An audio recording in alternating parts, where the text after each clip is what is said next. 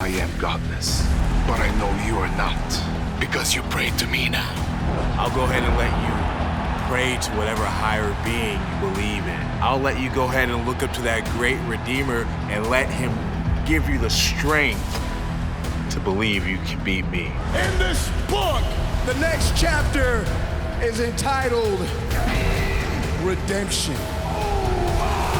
AEW presents All Out, live on pay-per-view. Please welcome AEW superstar Saraya!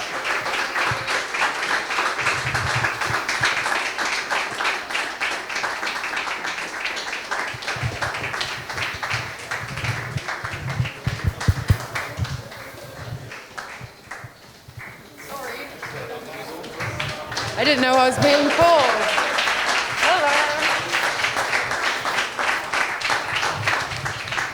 Hello. I didn't know what I was doing here. This is a lot of people. Okay, where am I sitting? Right. Come and sit right here, please. Hello. Right. So, you're back home. I think you flew in yesterday. I did. And you're on the card on Sunday fighting for the AEW Women's World Championship. Yeah. Last night on social media, you were at the stadium. You were getting your first look. How did you feel, and did it finally hit home what a momentous occasion this is going to be? Yeah. Well, I didn't actually get to go inside just yet, but my hotel's right a stone throw away. So just walking outside of it, I was like, oh my gosh, this is bananas. Like, I can't believe it. And the fact that, you know, not so long ago, I was told that I would never ever wrestle again or step foot in the wrestling ring or even be close to a wrestling ring. So, you know, after 5 years, I made this miraculous recovery with my neck, and now I get to perform at Wembley Stadium in front of nearly 85,000 people. It's pretty nuts. So that's something I was going to come on to, because you were told you'd never wrestle again. Yes. And it was a really serious injury. You've come back to AEW.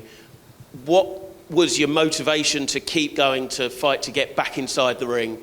And what advice would you give anyone who was in a similar sort of situation to you? Well, as John Cena would say, never give up. But yeah, so WWE kind of, when it came to my neck, after a while, they kind of just said, that door is closed, we're not going to check your neck anymore. And I was really disappointed in that, because I thought, well, I hurt my neck twice in your company. I thought you would take care of me a little bit better than that, which was a little unfortunate. But as soon as I got the call from Tony Khan, you know, WWE we came to an end of my contract, and they were like, we're not going to renew your contract. And I was like, that's fine. And then Triple H called me and was just like, we want you to come back. But then Tony had called me and said, but we want you to come here. And both of them wanted me to come back to wrestle. So now, like, Triple H didn't want to check my neck, but Tony did, which was a safer option. So, yeah, the past 5 years I've been sober, going to the gym nearly every single day, eating healthy, you know, just taking care of my body a lot more, because I used to be a complete train wreck, as it was shown on the internet quite a lot. But yeah, it's just taking better care of myself for the past 5 years, and, you know, just building my neck muscles, even the small ones that you don't usually pay attention to, just building those up a lot more. And then Tony asked if we can go to a doctor, and I was like, absolutely. Not a wrestling doctor. I feel like wrestling doctors have a little bit of bias to them, so I try and stay clear of that and just kind of go to a doctor that has no bias and has no real idea about just getting me in the ring just so they can get a paycheck, you know? And so, yeah, I saw this doctor who is fantastic. He does NFL players, NBA players, he does huge actors and actresses and these massive singers. So I was like, if this guy can I swear? If this guy fucks up, yeah, it's too late, sorry. Then, you know, it's his job on the line, essentially, you know. So, yeah, I end up going there, getting an x-ray on Halloween last year. And then I did the CT scan, the MRIs, and my neck was perfect. And then I asked, since, you know, I have the fluid back around my spinal cord again, will I be paralyzed like I was told before? And he said, no, absolutely no paralyzation at all.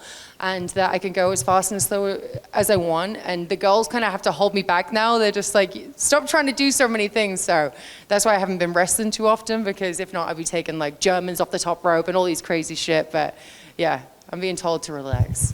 So you mentioned there that you had offers on the table from both WWE and AEW. Yeah. So obviously a big difference was the way you were checked out, but how have you found the differences from working for WWE to now working for Tony Khan in AEW? You have a lot more freedom with AEW. Like with WWE, I feel really blessed that I was with them for such a long time. And then also, you know, I grew up there, but the contracts are really like tight and you can't do anything without permission. You can't, as a woman, you can't even get a tattoo or even a small one, change your hair. Like when I cut my hair short, I had to go up to Vince and be like, is it okay if I cut my hair? Like it was just very like, you're very under the thumb there. And like you can't do anything outside of the company. You can't, you know, if you wanted to do any, like this, I would have to ask permission to even try and do this. And then I have to go through like 6 different clearances to even let me be here, you know. But with AEW, they literally just don't give a shit. They're just like, as long as you come to work every week, we're just happy you're here. So I was like, great, this is wonderful. And that's a big thing that made me want to go to them too, is just having a lot of freedom and not being kind of shackled down. So going back to the earlier stages of your career, you come from a fairly famous British wrestling family. All right, yeah. Yeah, just a few of them have wrestled over the years. Yeah. How proud are they of you being able to perform in front of 85,000 people this weekend? And what was the one bit of advice from them that sticks with you to this day? Oh my gosh. So yeah, with my family, if you haven't seen the movie Fighting With My Family, that kind of shows, if you haven't seen it, watch it. But if you have seen it, like it kind of shows how they are, but like turned all the way down. They're batshit crazy and they love wrestling. And so like when I told them I was wrestling again, they all cried their eyes out. There was that, like wrestling means that much to them. But yeah, my dad just like, they don't tell me that what I can and can't do. Like they're just supportive either way. It doesn't matter what I do or whatever. They're just very supportive. But my dad just told me to take it easy and that he's just very proud. And he'll be down here on Sunday to watch me. And I have a very special surprise for my family. I'm not going to say it here. You have to wait until Sunday. But I have a special surprise for them too. I will very much be looking forward to finding out what that is. So talking about your earlier days, you've now wrestled, I'd say, it's fair to say, everywhere from Worthing to WrestleMania. Yeah. So how different and how big does this really feel when you say there's a wrestling event happening in Wembley Stadium for the first time since 1992? Yeah, it's nuts, because I've done WrestleManias and all that kind of stuff, but nothing really hits you until you come back to your home country and then perform in front of like 85,000 Brits. And I keep saying the British fans are better than any fans in the world, and that's not being biased. That's telling the truth, because I was trying to tell the American wrestlers, I was like, British fans are just, I would just say drunk, right? So they have a great time. They're like cheering, they're singing, they're screaming. They'll boo the bad guys, cheer the good guys. They're just having a great time. So, you know, it just feels really, really good to be at just a really big show. Funny you should mention it being a big show as well. We do have an extra surprise today. We do have another guest from AEW joining us. He stands 7 foot tall and is a former world heavyweight champion. Everyone please welcome Paul Wight.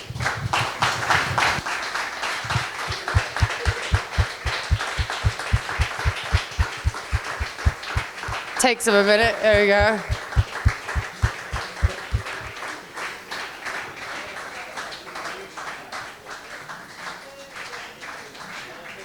He's coming, you guys, don't worry. Slow. There he is.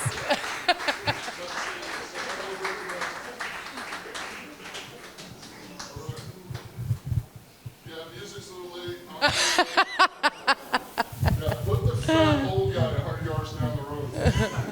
How's everybody doing? Does he get a microphone? We're gonna have to share. We're gonna share the We're gonna have microphone. to share microphones, so if that's all right. We did share everything. You guys have these little bitty ass steps. How are you gonna fit in this thing? Like, you know, you think the steps would be a little more human size.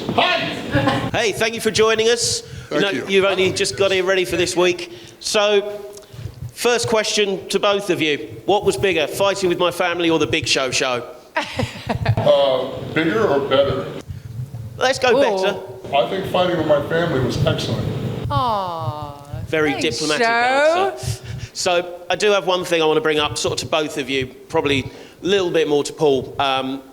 If anyone knows their wrestling, legendary wrestler Terry Funk sadly passed away yesterday.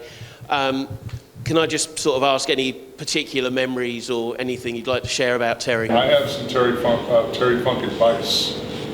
when I first started wrestling, trying to be a giant in the business where everyone tells you to be a giant, but you have to work with everyone and all the other rigmarole that goes along with it. Some people will agree with you selling for this guy, but oh, you sold too much for that guy, you're selling too much. And I was talking to Terry, and Terry had some very wise advice. He goes, well, you're a giant. Just go out and do whatever you want. You get the back, say you forgot. What are they going to do, beat you up? And I was like, somehow I don't think that's going to win me any friends either. So here you go. So one thing I will ask is, obviously you've seen Saraya grow in the business. How much do you feel she deserves this moment at Wembley on Sunday? First of all, I'll state on record, I'm one of her biggest fans, literally. I don't think, if you really get to know her and spend time with her, one, she is one of the funniest human beings I've ever been around with. A great wit, sense of humor, but also someone that is beautiful and talented, also has an incredible work ethic. And a work ethic that comes from a respect to the business, a respect for the talent around her, and understanding it's not just about her, it's about the brand, the product, the other people in the locker room. Sure, she's going to go out there and be a star and steal the show, but at the same time, she's always done a real good job of trying to bring everyone up with her and around her. She's not afraid to share the spotlight. And I think when you have a talent that has that much to offer, that's willing to make a division better, to bring up other talent around them, and then to work with the boss, owners, producers, managers, whatever you want to call them, people that are running stuff, and have that positive attitude of, yeah, let's do that. You're not going to get the, I don't know, that's not good for my character, I don't want to do that, it's not about me. You don't get that. Or, yeah, that's great, let's do it. You know, and I think that's one thing I've always loved about her, is her positive energy and how she really has fun doing what she's doing. And I'm not trying to be all weird, sentimental and shit, but as an old timer that's seen a lot of stars come and go, a lot of huge stars, it's really fortunate for AEW to have a talent like Saraya with us in our women's division, and with her work ethic and her star power. It's a great, great kudos for us. You're welcome. You owe me $5. You got it. One thing I'd say with that positive energy and everything, Saraya, you were what was seen as part of the women's revolution, a real upturn in women's professional wrestling globally, really. What do you think was the key change with that, and how do you feel that's still growing at the moment? I feel like the fans had a really big part of helping that change, honestly, because, you know, we can do the groundwork from behind the scenes, but until, you know, for example, me, Emma, and the Bellas had to have a tag match one day, and, you know, it was still a time where the girls got cut first, or our time got completely cut, or we just got taken off the show in general. Like, we just were a second thought to everybody else. So we got told, okay, you have this amount of time, but then by the time our match was coming up, they were like, you have about 3 minutes with entrances and exits. That means going to the ring, doing the pin, and then also walking back, as well as having the match, right? So we were just like, well, what the fuck? How are we going to tell a story in that time? Like, and then we were just like, you know what? Should we just go in there and just do one move and get the heck out of there? You know, because we were just kind of tired of it at this point, because the girls are crying backstage, like we didn't get used the way we wanted to be used, you know, it's really disappointing. And so, yeah, we went out there and we did it. We got back and the producer's just like, what are you doing? You still had like 2 more minutes left. And we were like, to do what exactly? Because, you know, and so, yeah, they were a little bit angry at us, but then it kind of, the fans kind of took notice of that, and then they got Give Divas a Chance trending on Twitter for 3 days, so it kind of like forced, you remember that? Yeah, I remember stating at one event somewhere, the girls had gotten some time on the show that didn't have television constraints behind it, and they actually had some time. And this was during the Give the Divas a Chance thing when it was working. There was consensus, everybody watching the monitor backstage, and they went out there and absolutely had a great match, great story match, great A to Z interaction with the crowd. The crowd was emotionally invested. You can talk heel, babyface, and spots and all that other crap, but really it comes down to getting the audience emotionally invested, giving them something they want to see that they're enjoying. And the girls did such a great job of that. And I remember telling the guys, I said, you guys better lace up your boots real soon because your time's going to start getting cut. And there were a couple of snickers and chuckles. But I could see right then that there was going to be a momentum shift in the women's division, how people perceive professional wrestling from the women's standpoint, that they're tremendous athletes, they're competitors, and they're fully capable of delivering storylines and matches that are just as emotionally investable as the men. So I was behind it 110%. You were always, I would say, Show was always a big advocate for the women. And again, I'm not just want to smoke up his ass because he's sitting here. Oh, don't do that. You'll be here all day. He truly is just the best, and he's so protective. We call him Uncle Show. And I was just saying a story back there just a second ago about how he can't go anywhere because people just flock him, and he can't hide because he's a giant. So it's really difficult for him to get any peace and quiet. And I haven't got a current rabies shot.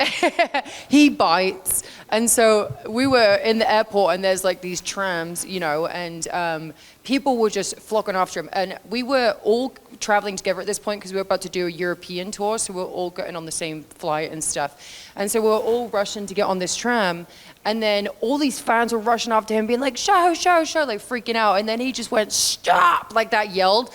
And they all just like parted like the Red Sea, and he was like, Pagers, get here. And he like grabs me and like pulls me in because I was just getting like, I was disappearing in these crowd of people getting trampled on, like, and he's just like, he just stopped. You were so little back there, like I was seeing you getting like swamped. I'm just like, ah, like just sinking down into the crowd of people. But yeah, he was just always. Pulled an Andre from Princess Bride. Yes. Everybody move! Yeah, he's just always been so protective of the girls, and it's just, he's just. Well, it's just respective. I have respect for people. I honestly don't give a flying fig how big of a star you are, how big of a star you think you are. I care about our product, what you're doing in the ring, your commitment to what we're doing, your commitment to our fans, and giving them the best show possible.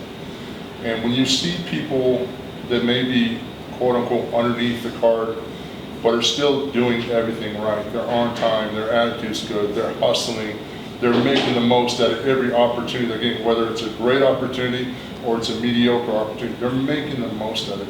You've got to respect that. Not everybody, and I mean this humbly, and this is probably going to sound arrogant, but I mean this humbly, not everyone in this business is going to be 7 foot tall, 400 and something pounds, and a freak athlete day one walking the business. I know how very lucky and fortunate I was, how I came in the business, who I got to work with, the people I got to work with. I never had to go through the things that a lot of people had to go through to try to become stars, to try to build that relationship with the audience. So I always have a very sensitive spot for those people that are doing it right, you know, with heart, with integrity, with just fighting that uphill battle to get that respect going. And a lot of that back in that time was that give the Divas a chance, because there were some great female competitors back then that could tell great stories, that did good things in the ring, and that the fans wanted to see. And at the end of the day, that's what it's about. It's not about what I think. It's not about what anybody else thinks, boss-wise or internet people-wise, whatever the hell they think. It's what the fans want. Because when you're in that building, the fans will let you know what they want to see, what they react to. And you have to keep an open mind, and you have to be willing to change, because the business is very fluid. Business goes like this. And one thing you might think one day is like, that'll never work. Then the next thing you know, it's the hottest thing going. Like, I never would have thought, if you'd explained Orange Cassidy's gimmick to me without seeing it, I'd be like, no way. That's the shits. That'll never work. And then you see Orange Cassidy, you go, oh my God, that's brilliant.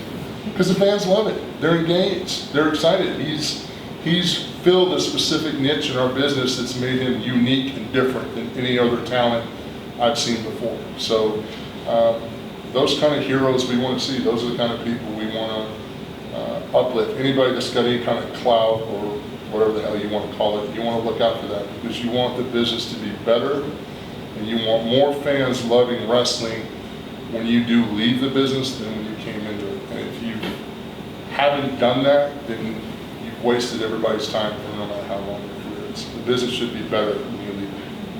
So I know that sounds a little bit arrogant, but that's my opinion. No, very fair.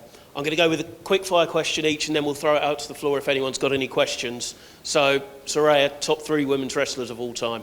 Oh, Lita, Bull Nakano, and my mum. Oh, wow. Me? Top 3 wrestlers of all time. You can go male or female. Carefully worded, top 3 wrestlers. Wow, you're going to get me a lot of heat.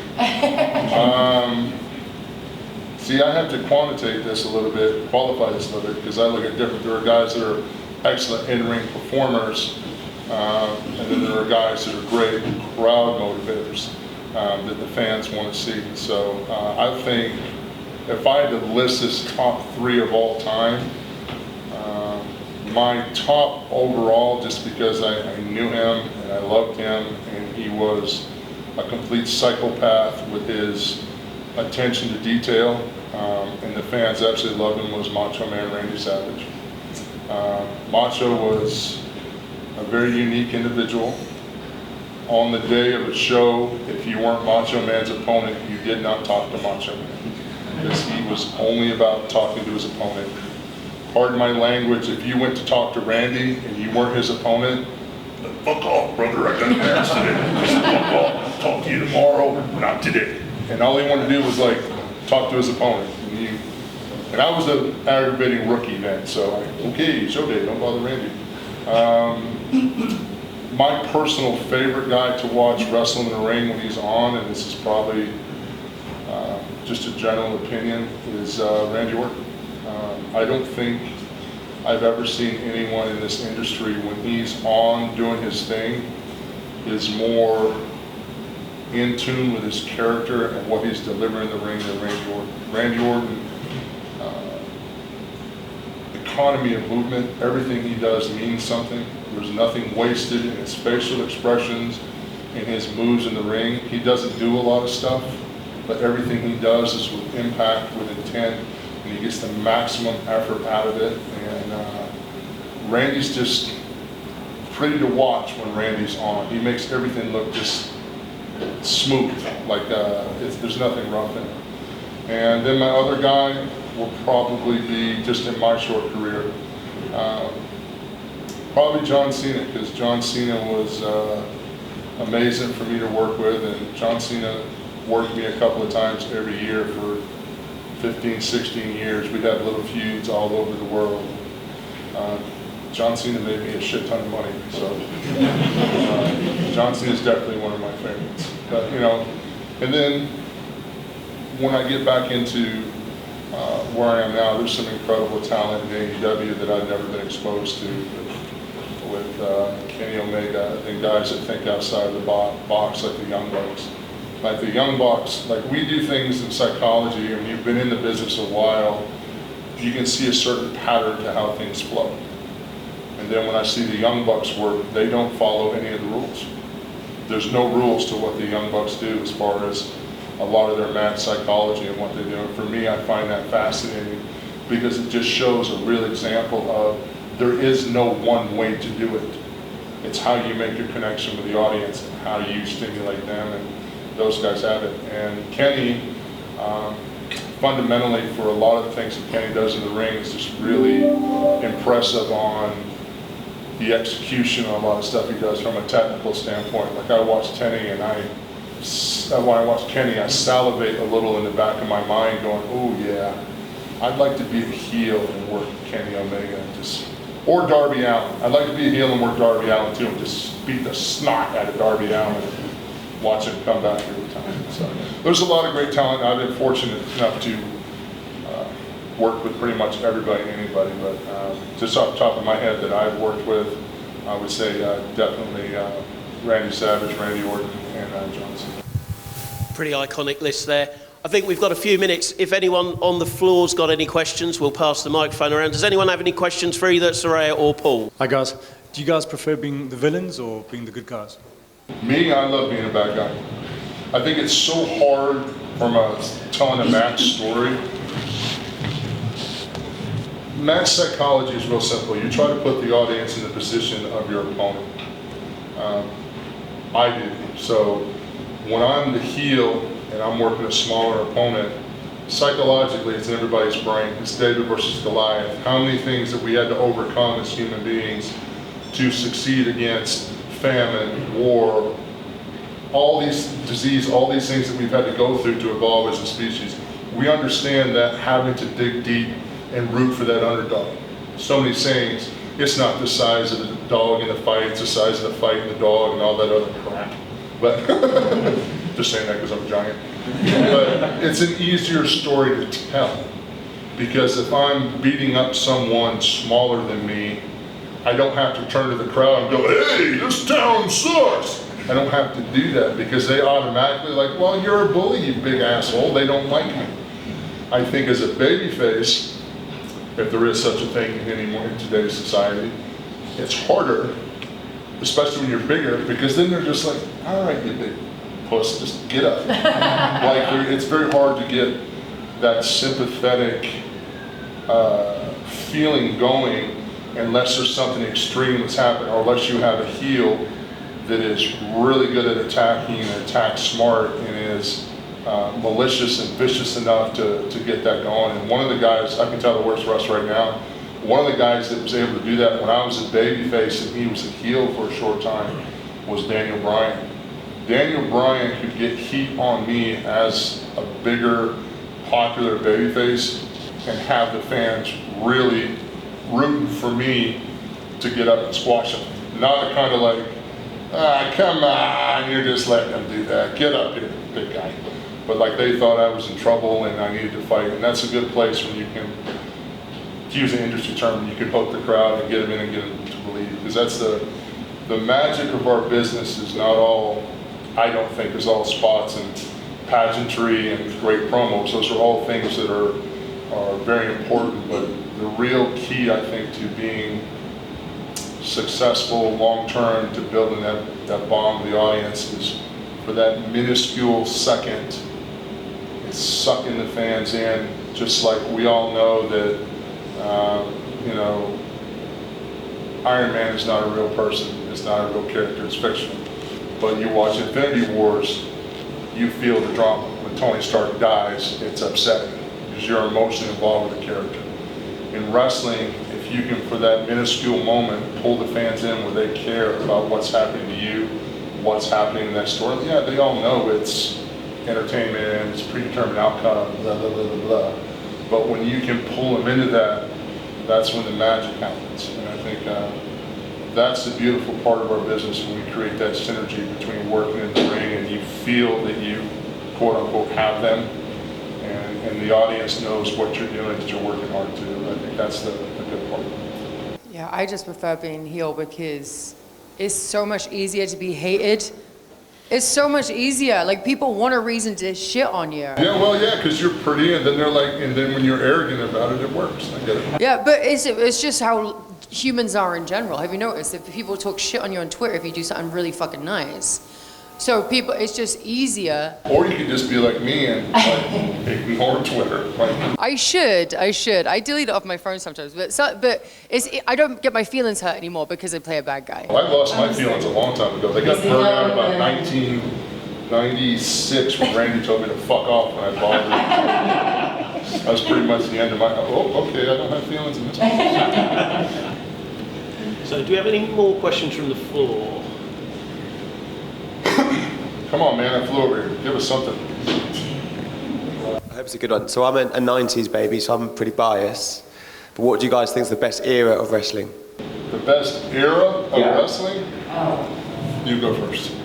Well, I'm a 90s baby as well, but I also love the Attitude Era a lot.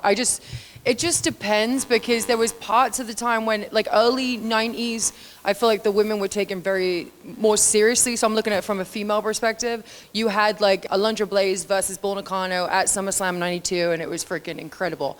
But then it kind of made that shift where it was mostly about the women's looks and hardly wearing any outfits and all that kind of stuff, where I was kind of like, but then again, you also had Lita and Trish main event in Raw, but that was very few and far between. So it's very difficult. I like the Attitude Era for the male side because their characters were larger than life. They were very entertaining, and you were invested every single week, and it wasn't just about the wrestling moves. It was So I feel like there was so much more storytelling back then, and I love that side of things.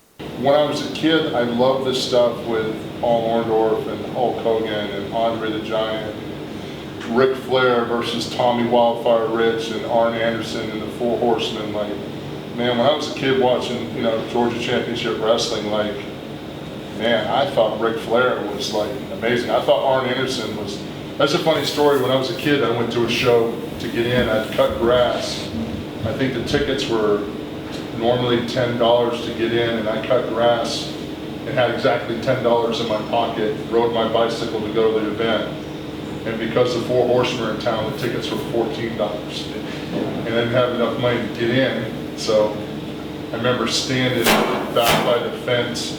Now understand, I'm like 11 years old, like 6 foot tall, so I had a pretty good, and I remember Arn Anderson got out of like a big town car or a big Cadillac, and he had a polo shirt with a pink collar turned up and those glasses, and he had a big gold rope chain.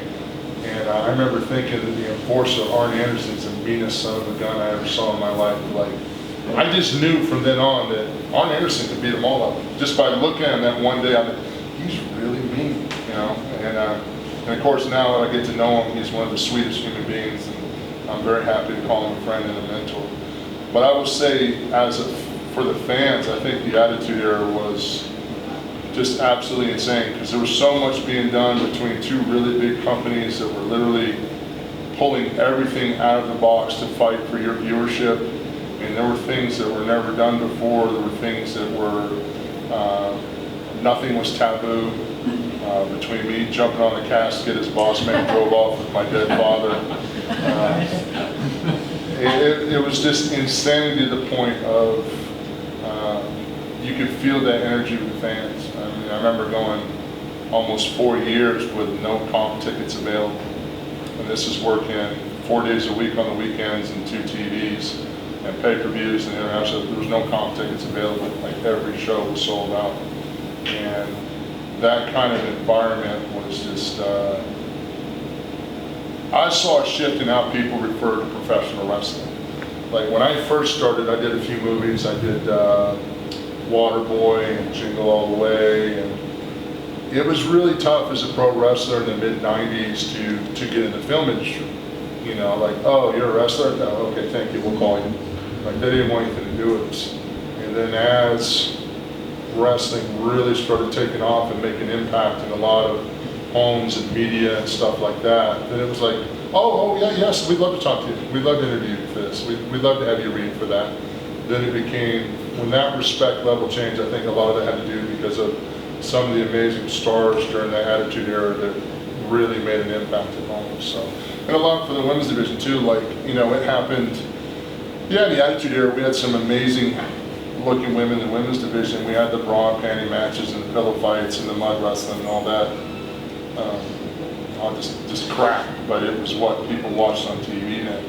To the athletes that started coming out of that, and the way the division shifted, and the way Saraya and the Bellas and a lot of them shifted for that whole women division respect, so that now you have, athletes like, Dr. Britt Baker and some of the athletes, that we have in AEW that are competing at a high intensity level where they're in a championship match and they're getting respected for it because they're putting, matches together that are better than a lot of the guys' matches. A lot of the girls' matches have better stories, better execution, better storylines, and I think that's a great upward trend for the entire industry. Attitude Era is what's going to be my favorite because that's when I got to meet everybody and work with everybody. I think we've got time for one if anyone's got a very quick question before we round things off up here. If not, I do have a... I probably must kill the whole crowd. I've got a question.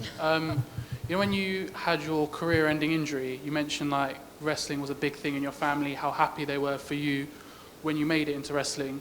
When you had that career-ending injury, what was going through your mind at the time? Were you like accepting of it, or were you like, no, I'm not having this, I'm not taking no for an answer?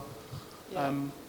I was in a better mental space when I lost my career, If it would have happened a year and a half prior to that, it probably would have been a whole spiral, Yeah, I was like a whole mess back then, but I overcame that, and I was like, if it couldn't be worse than what I went through a year and a half before it completely hit, no pun intended, but rock bottom, you know?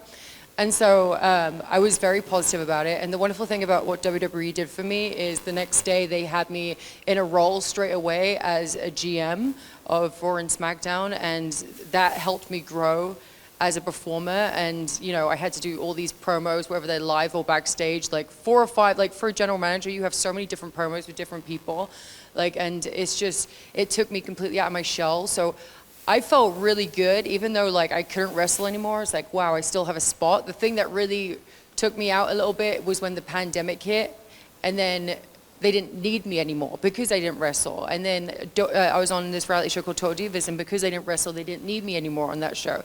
So I just felt a little bit, what's the word? Useless? Like, never useless, but I think that's a tough thing that any athlete goes through, is when you've dedicated so much of your life and so much time and sacrifices. Like, people see the glitz and glamour of being a professional wrestler or star. They don't understand the birthdays, the anniversaries, the special events, the things that you give up and don't get. Sure, you get some success, sure, you get fame with it and you get a job, but there's so many other aspects of your life that just are gone because you're focused, you're in the zone. You have to be ready to work, you have to be ready to do this appearance, you have to be ready to do this match, or you have to, you're operating at a tempo where your life is consumed by your profession, because you know going into it, it's fleeting.